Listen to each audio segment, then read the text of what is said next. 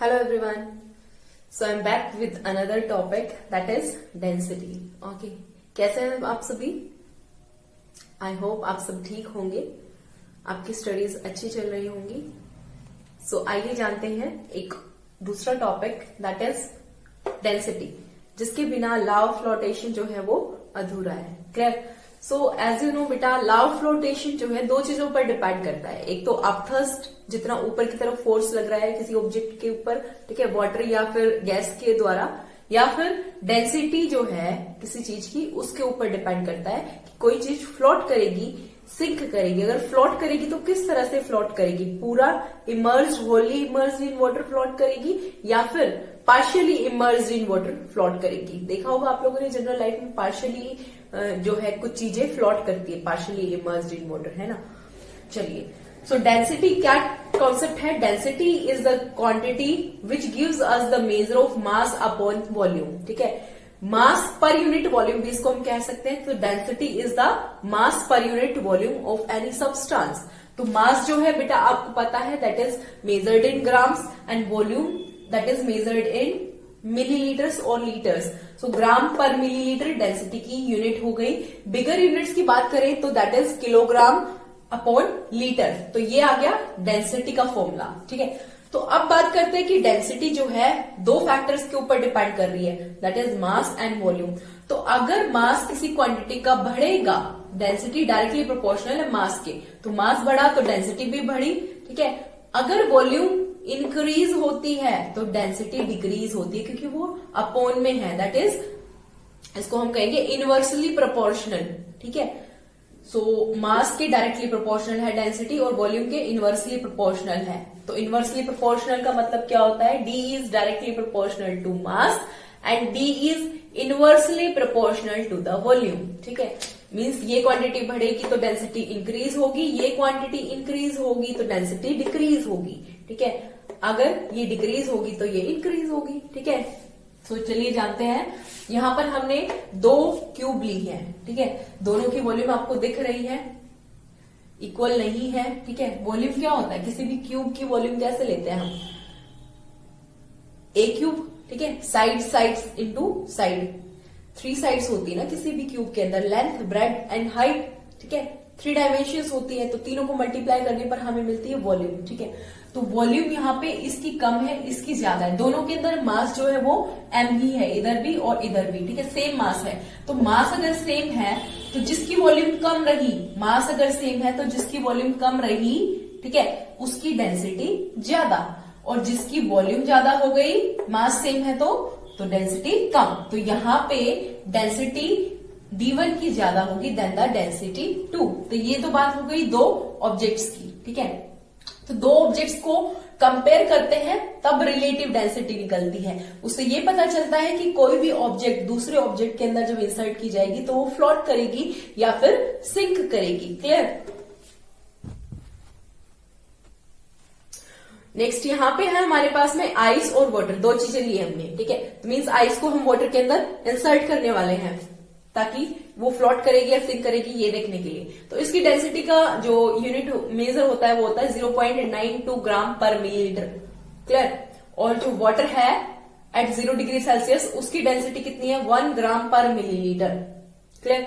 तो आइस भी 0 degree Celsius पे लेनी है, वाटर भी 0 डिग्री सेल्सियस पे लेना है. तो वाटर जो है 1 ग्राम पर मिलीलीटर वैल्यू है उसकी, और आइस की है 0.92 ग्राम पर मिलीलीटर. आपको पता है डेंसिटी ऑफ आइस कम है देन द वाटर. ठीक है, डेंसिटी अगर कम है दूसरी क्वांटिटी से जिसके अंदर हम उसको डालने वाले हैं, ठीक है, इंसर्ट करने वाले हैं हम वाटर के अंदर आइस को. ठीक है, तो आइस क्या करेगी? It will float. It will float. और फ्लोट कैसे करेगी? Partially immersed in water. Clear? Next बात आती है एप्लीकेशंस की. बिफोर दैट आप 3 केसेस जान लें. ठीक है, कि डेंसिटी जो है, यस, सो डेंसिटी जो है उसके लिए 3 केसेस है हमारे पास में. ठीक है, तो फर्स्ट केस क्या है?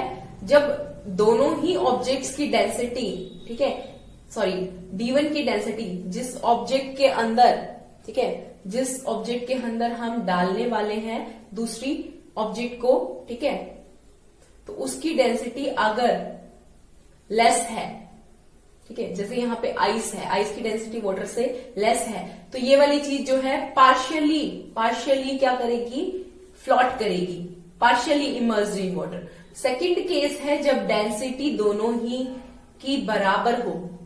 क्लियर, जैसा कि किस में होता है,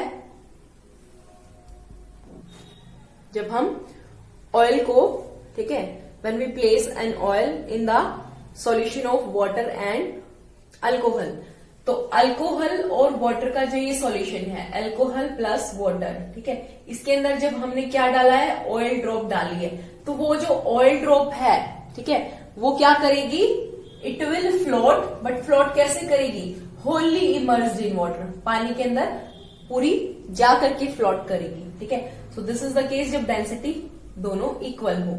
अब कौन सा केस है, जब डेंसिटी ज्यादा हो देन द लिक्विड की डेंसिटी, जिस लिक्विड में हम डालने वाले हैं उससे डेंसिटी ज्यादा हो, जैसे कि आयरन। ठीक है, आपको पता है आयरन की बहुत ज्यादा डेंसिटी होती है देन द वाटर, तो आयरन को जैसे ही हम वाटर के अंदर डालते हैं तो क्या हो जाता है, इट विल सिंक आउट। ठीक है, बिकॉज डेंसिटी आयरन की ज्यादा है than the water, so it will sink, तो ये सिंक कर जाएगा। 3 केसेस समझ आए। ठीक है, तो अब है नेक्स्ट एप्लीकेशन। एप्लीकेशन किसकी, लॉ ऑफ फ्लोटेशन की। आइए यूज करते हैं इसको जनरल लाइफ एप्लीकेशंस के अंदर। तो फर्स्ट है एयरशिप। एयरशिप आपको पता है, ठीक है, इसके अंदर कौन सी गैस फिल की जाती है, जाहिर सी बात है वही गैस फिल करेंगे जो लाइट डेंसिटी की होगी। ठीक है, जो लाइटर होगी देन द एयर, क्योंकि एयरशिप एयर के अंदर फ्लो कर रहे हैं। ठीक है, तो इसके अंदर हीलियम फिल की जाती है, हीलियम की डेंसिटी एयर से कम है, तो वो क्या करेगा, फ्लोट करेगा in the air. Clear. Next है आइसबर्ग। आइसबर्ग क्या होते हैं, आपने देखा होगा, मतलब सुना होगा, कहीं पे डिस्कवरी चैनल पे देखा होगा। जो आइसबर्ग्स होते हैं वो कैसे होते हैं, उसका अराउंड सिर्फ और सिर्फ 1/10 पोर्शन ही वाटर के ऊपर होता है। ठीक है, और बाकी जो 9/10 पोर्शन है वो just below the water present होता है। तो कहीं पर भी आइसबर्ग्स जब सामने आ जाते हैं, ठीक है, जो शिप्स होते हैं, तो वहां पे क्या होता है, क्रैश होने की दिक्कत होती है। ठीक है, तो इसलिए नेविगेशन पर्पस यूज किया जाता है ये पता लगाने के लिए कि कहीं पर आइसबर्ग्स तो नहीं है। ठीक है, on the way to ship. Next है large ship made up of iron. तो जो शिप है that are made up of iron, iron हमने अभी पढ़ा दैट आयरन की डेंसिटी जो है वाटर की डेंसिटी से ज्यादा है, इट मीन्स वो सिंक करना चाहिए। बट फिर भी इतने बड़े बड़े जो शिप हैं जो आयरन के स्टील के बने होते हैं वो फ्लोट कैसे कर जाते हैं, तो उसका एक रीजन है बच्चों। क्या रीजन है कि जो लार्ज शिप है वो जो उनका मास है, ठीक है, वो एक बड़ी वॉल्यूम में डिस्ट्रीब्यूट हो जाता है। जब सेम मास बड़ी वॉल्यूम में डिस्ट्रीब्यूट हो जाता है तो डेंसिटी का कॉन्सेप्ट सामने आता है। ठीक है, मास सेम है बट वॉल्यूम ज्यादा कर दी जाए तो उसकी डेंसिटी कम हो जाती है, और कम डेंसिटी वाली चीज जो है वो फ्लोट करेगी इजीली। इसीलिए उनका जो स्ट्रक्चर है, ठीक है, लार्ज शिप्स का, वो किस तरह का होता है, होलो स्ट्रक्चर होता है। क्लियर, अंदर से वो खाली होते हैं और over a large volume, large surface area घेरते हैं, जिससे कि लार्ज वाटर डिस्प्लेस होता है। लार्ज वाटर डिस्प्लेस होगा तो आप थर्स्ट भी ज्यादा लगेगा। ठीक है, तो कुछ अमाउंट तक वो सिंक करेगा, उसके बाद में फ्लोट करेगा। Understood. Next come the submarine. Submarine आपको पता है क्या है, these are the spy vessels. Spy means होता है डिटेक्टिव पर्पज के लिए। ठीक है, तो ये क्या करते हैं, आर्मी जो है हमारी, ठीक है, उसके अंदर जो नेवी है वो यूज करते हैं फॉर स्पाइंग पर्पसेस। दूसरे जो एनिमी ट्रूप्स आ रहे हैं थ्रू द अंडर वाटर, उनको पता लगाने के लिए। क्लियर।